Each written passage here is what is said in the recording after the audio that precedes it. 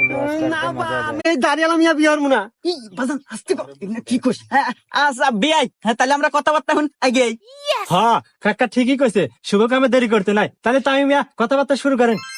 হ্যাঁ বিআই সাহেব, আপনার কাছে যদি কোনো দেনা পানা থাকে তাহলে কোন।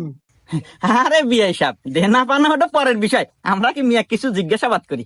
আমার আগে ছেলেকে কিছু জিজ্ঞাসাবাদ করার আছে। ওরে বাবা এটা মিয়া না পারমাণিক বোমারে, মিয়া হইয়া ছেলে জিজ্ঞেস করবার চাই ইয়া যদি আমার বাড়িতে নেই রিয়াল।